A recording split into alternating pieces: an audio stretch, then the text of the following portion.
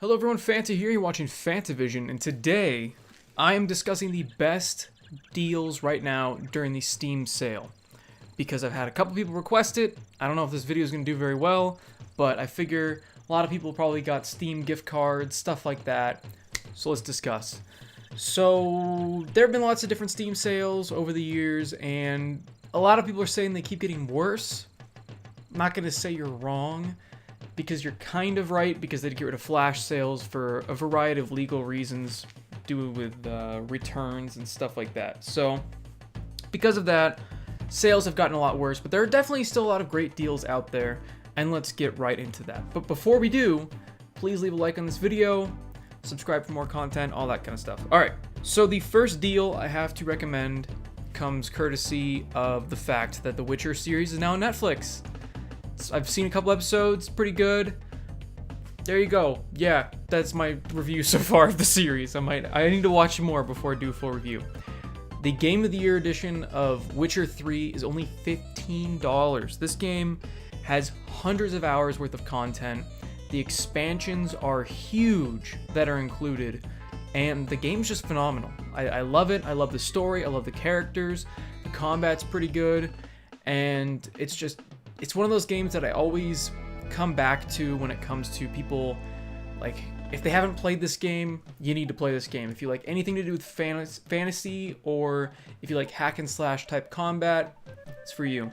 Another game type that I really enjoy are like sim management style games. I mean, I've been playing Roller Coaster Tycoon and games like it since I was a kid. Hell, I've been playing Roller Coaster Tycoon 2 since I was a kid.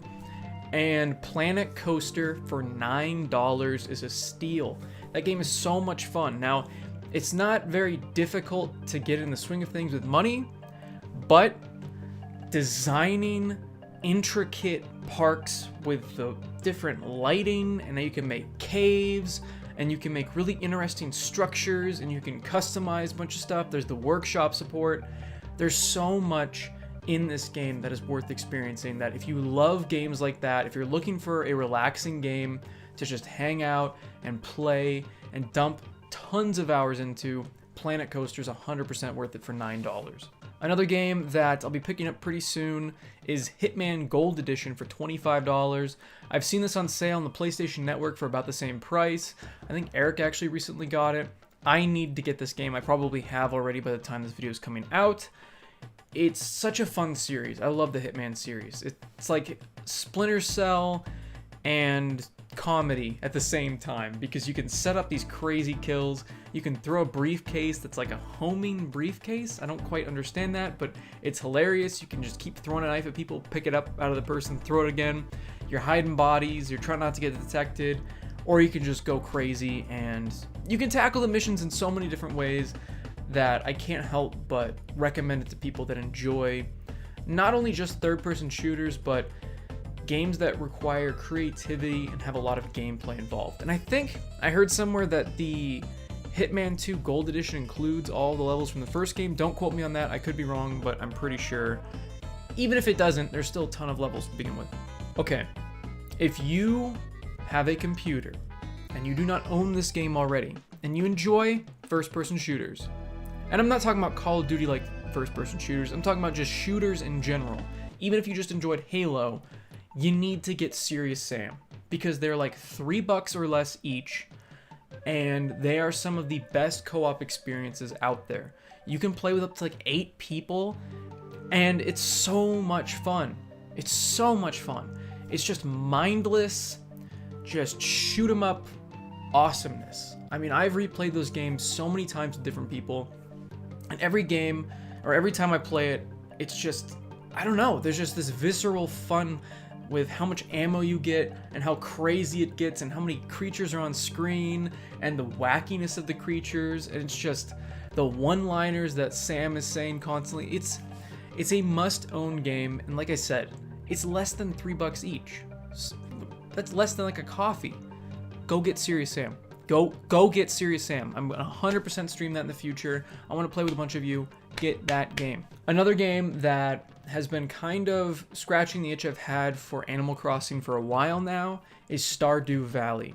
Now, it's like when Harvest Moon used to be good, that's what Stardew Valley's like. It's like a Super Nintendo-esque Harvest Moon game, and it's so much fun. They keep adding new content. I keep recommending it in different lists. I'm sure it's going to be on my Games of the Decade list. It was on my Switch list. It's been on so many different lists because I keep coming back to this game. It's like a few years old now, but they just added co-op. They just added the ability to raise fish and a bunch of other animals. They keep adding new stuff, and it's a small creative team. I think it might just be like one guy, something crazy like that. And I love to support indie developers, and it's only like $9. I don't think I even said that yet. $9 for this game. So a game that's going to get you hundreds of hours if you enjoy Animal Crossing-like games. This is seriously for you. It's so much like Animal Crossing and so much like Harvest Moon, and yet it's got its own little twist that makes it interesting with a mysterious backstory that you want to keep learning more about. But you can take it at your own pace. There's no haste to it. There's leveling up. There is combat in the game. So if you are looking for some combat, that is there. Just give it a shot. It's $9 freaking, and there is a refund policy now. So there you go. Rainbow Six Siege, the deluxe edition, is $10. It's like the only edition. I mean, don't buy the starter edition is basically what I'm saying. It's the only one that's kind of worth getting. I got the like complete one or whatever, which was like $40. I probably shouldn't have got that for how much I've played it, just because I don't have a whole lot of friends that play the game, but when I do, I have a blast. So if you guys get the game, I'll be able to play with you guys in the future. I have streamed this game before, and it's just so much fun. It's one of those games that is very tactical. It's not just like Call of Duty where you run in, you die, you run in, you die. You have to actually work with your teammates. It's a lot more like Counter-Strike. And it's like Counter-Strike mixed not with Overwatch, but you've got like your own specific skills per operator. It's really interesting. So highly recommend the game. Give it a shot for like $10. And again, if you don't like it, you get that refund policy. But I think if you get a couple friends together with this game, it's going to be a ton of fun. Another game that has been in the running at a lot of websites, and including myself, I've thought about as Game of the Year, is Slay the Spire.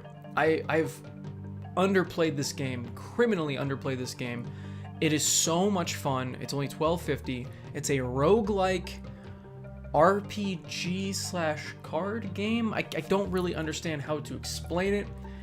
It's just I love it. I love card games. I love RPG-like stuff, and I like some roguelike games. It's just a blast. Look up reviews of it. Look up gameplay.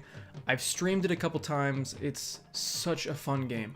Okay, this is a game that allows you to play lots of other games, and I love board games, but I don't really ever have the time to get all of my friends together, and it's really difficult to get enough people to play one of the games I want to play.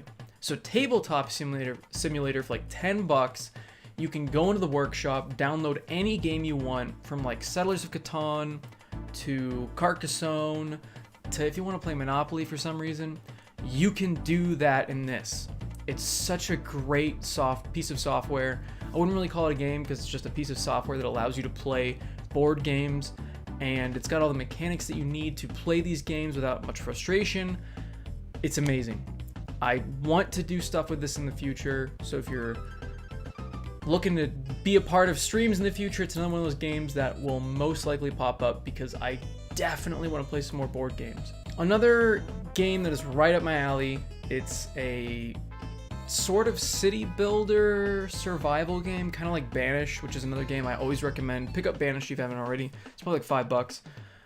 But Frostpunk is this game where you're just in the frozen wastes of, I think it's like global warming, and the apocalypse of some sort has completely messed up the world. So you're trying to rebuild this city, and you're trying to keep this generator running to keep everything heated.